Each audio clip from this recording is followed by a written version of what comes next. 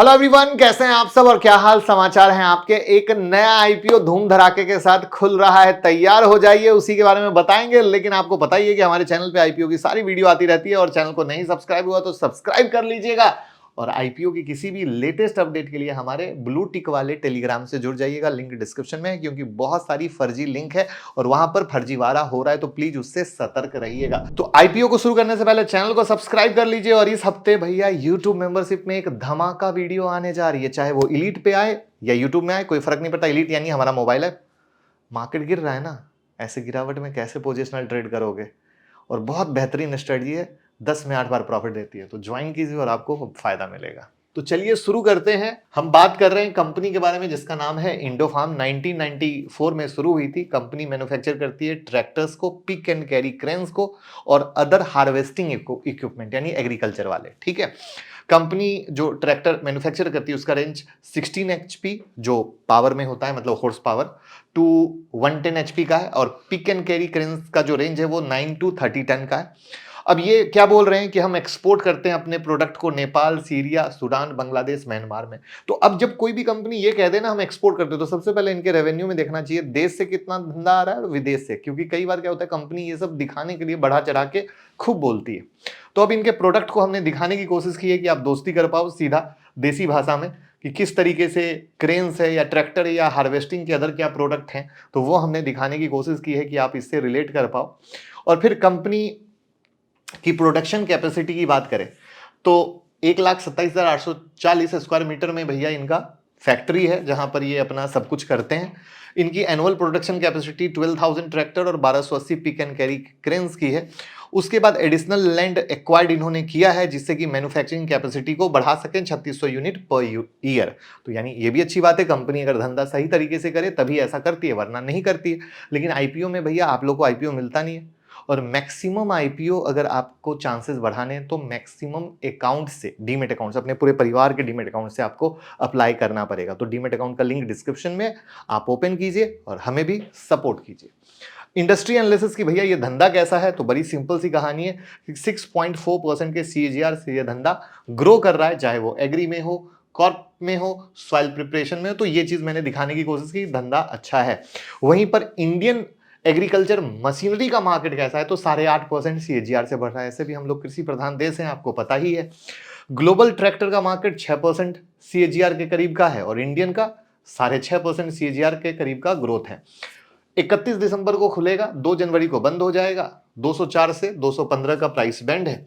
260 करोड़ का issue size यानी छोटा इशू साइज है, जिसमें 184 करोड़ फ्रेश इशू है और 75 करोड़ का ऑफर फॉर सेल है। तो अब इनका एसेट में इंप्रूवमेंट है, रेवेन्यू में माइनर इंप्रूवमेंट है, प्रॉफिट आफ्टर टैक्स भी मतलब माइनर कह लीजिए या फ्लैट कह लीजिए, वो कहानी है। नेटवर्थ भी वही है और कर्ज थोड़ा सा घटा है। तो अब ट्रैक्टर से 43% का रेवेन्यू, क्रेन से 55.93% का रेवेन्यू आ रहा है, यानी मोटा मोटा 50-50 धंधा चल रहा है। अब मैंने कहा था ना देश विदेश की ये लोग बात करते हैं, देखिए एक्सपोर्ट से कितना धंधा आ रहा है, सिर्फ 7.5% का। यही चीज मैं हाईलाइट करने की कोशिश आप लोगों को करता हूं कि ये समझने की कोशिश हम कीजिए। आरओई आरओसी क्या है, उतना इंपैक्टफुल नहीं है क्योंकि 15% के ऊपर मानना चाहिए, तो 5 और 9% के पास का है। रिटर्न ऑन नेटवर्थ 4.92 है। डेट टू इक्विटी मस्त है 0.01, यानी मोटा मोटा कर्ज फ्री ही कह लो तो गलत नहीं होगा। और इंडस्ट्री पी 42 का है और इनका पी 53 का, यानी शेयर महंगा है, सस्ता कहीं से नहीं है। अब इनके हमने जब पीयर को देखने की कोशिश की तो इंडोफार्म का ईपीएस बहुत कम है इनके कॉम्पिटिटर के कंपेयर में, इसको कभी मत भूलिएगा। और महंगा कितना ज्यादा वो आपके सामने दिख रहा है, तो महंगा भी और ईपीएस भी कम। तो भैया बाकी शेयर ने कैसा परफॉर्म किया है, तो किसी ने कम और किसी ने ज्यादा। अब ये पैसा को लाएंगे तो एक्सपेंशन करेंगे, कर्ज को हटाएंगे, इस तरीके से काम करेंगे जो बताया है। तो अब अच्छा और बुरा क्या है, तो भैया इंडियन एग्रीकल्चर मार्केट और ट्रैक्टर मार्केट क्या है, बढ़ता हुआ मार्केट है, जिससे डिमांड और ग्रोथ बढ़ेगी तो अच्छी बात है। इनका 71% फ्रेश इशू यानी जो पैसा आ रहा है वो कंपनी में जा रहा है, अच्छी बात है। कंपनी के पास प्रॉपर प्लान है कि हम पैसे कहां खर्च करेंगे। पीयर ने भी अच्छा रिटर्न दिया है। कंपनी का जो प्रोडक्शन सेटअप है वो बहुत अच्छा है, जो प्रोडक्शन कैपेसिटी है वो बहुत अच्छा है। कर्ज पे तो सॉलिड कंट्रोल है, जो मैंने पहले ही बोल दिया था। तो अब कमजोर क्या है, फाइनेंशियल इंप्रूव हुए हैं बट बहुत स्लो है, जो मैंने हाईलाइट किया था, उतना दमदार नहीं है। क्या है रीजन, इसके पीछे जाने वाली बात होगी, बहुत इंपॉर्टेंट बात होगी। क्योंकि भैया कंपनी अगर अच्छा कर रही है, एक्सपेंशन कर रही है, तो फिर कहां पे अटक रही है, क्यों नहीं अपना मार्जिन बढ़ा पा रही है, ठीक है। तो वही वैल्यूएशन रेशियो भी उस तरीके से नहीं है, और पी तो आप देख ही लिए कि महंगा है। तो ये बड़ा ही इंपॉर्टेंट बात है।